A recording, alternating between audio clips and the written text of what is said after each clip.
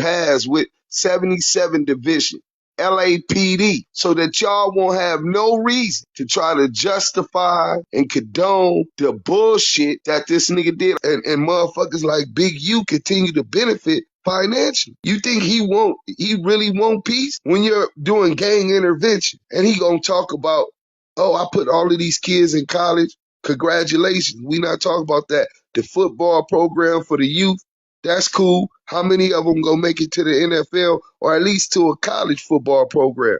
Who knows? But it's gonna be a small percentage. And none of that justifies you working with the enemy. This is the official voice and reactions of anything Big U.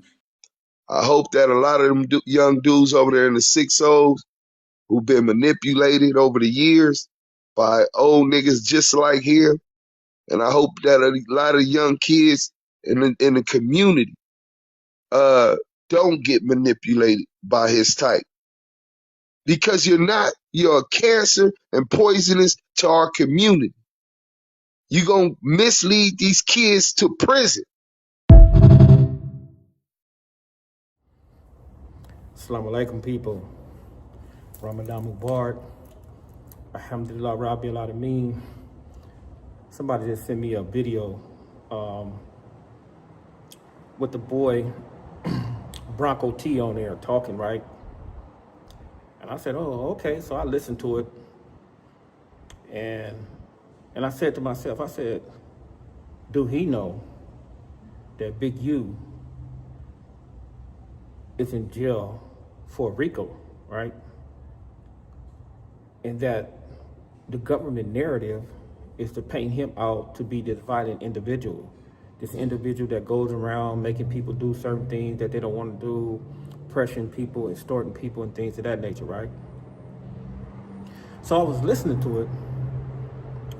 He tried to say that he was there when me and Big U went to jail. Or rather that I came on the block and came and got Big U. Nah, that's not what happened. But that's your story. That's your part of the story. And then he said, what else he said? He said that him and Big U pushed up on me. No, he said that I was started getting this money out of nowhere, bro, right? He said I started getting this money out of nowhere. BJ hooked me up with all these type of legs, and I started having all this money. So him and Big U pushed up on me and threatened me to take them on a leg. You said that, bro, not me.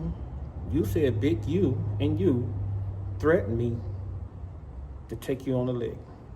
Ain't that a form of extortion?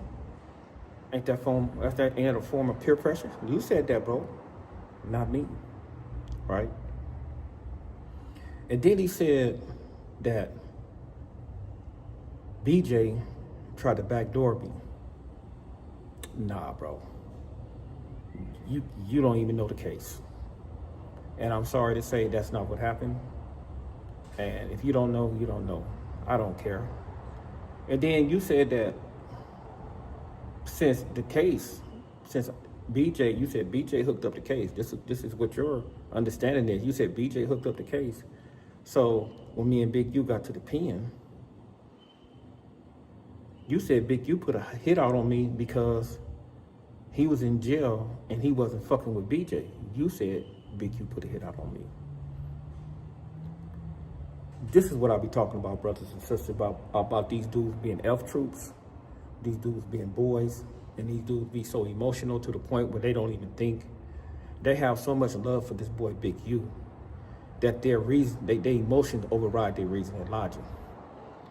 They just painted a picture of Big U being this enforcer, being this individual that's pressing on individuals. And that he's not even knowing, man, they telling you they watching everybody podcast.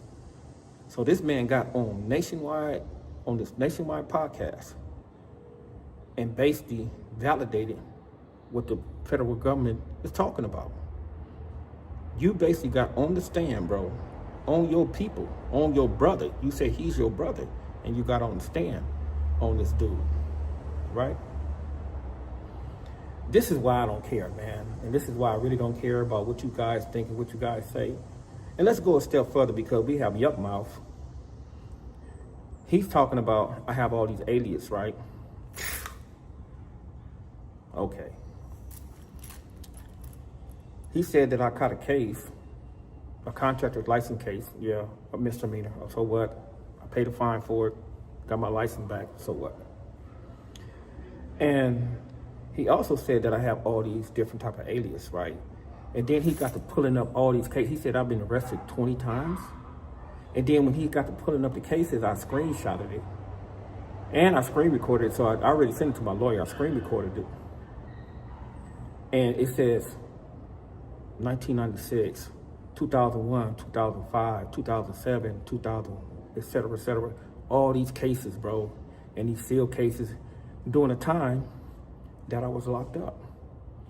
See, these dudes are so stupid. I was locked up in 1991 to 2008. So if I have a twin out here, I don't know who that is, bro. See, the thing is, bro, these dudes, they try to paint a picture and a narrative because they boys in trouble, man. Nobody got Big U in trouble but himself, bro.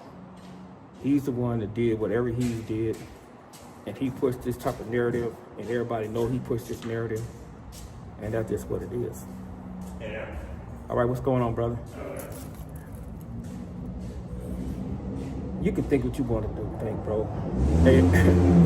Hey, Bronco T, bro.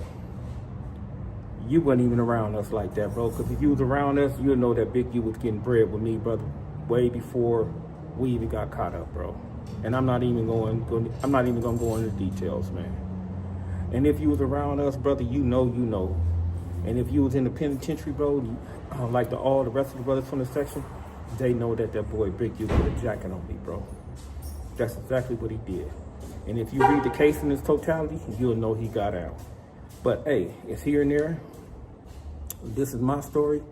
That's your story. If you want to be a part of our case, man, more than welcome. Why don't you go in there and do 13, 14, 15 years like we did, okay? If you want to be a part of that, you be a part of that, right?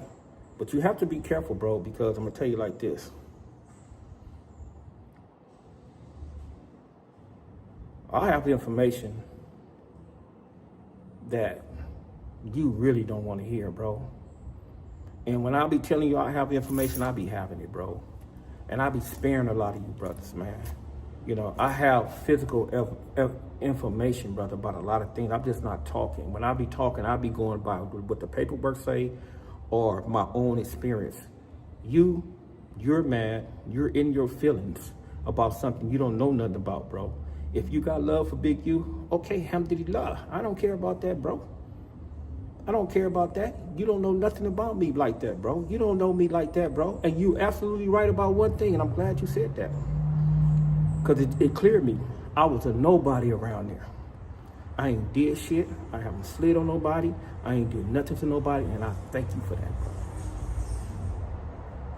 Till next time, Aki. You be careful with what you're talking about, bro. You got this dude over here, man, and he don't have no good intentions for your homeboy, bro. Because I'm gonna tell you like this: this individual brother got trampled by the section, the 60s, and then he got recruited by Big U. So that speaks volumes on who he is as a man. How you go against your brother, against the individuals that trampled him off a yard. For the life of me, I don't know why he did that. I don't know why he understand that. He got recruited on a sense of promise. He didn't get recruited because he's on this and this and that. He got recruited, bro. I have all that information, bro.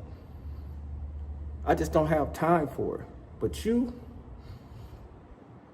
Shawnee Mac ain't never did nothing to you, bro. For you to sit there and talk about Shawnee Mac, bro. Shawnee Mac ain't never did nothing to you, bro.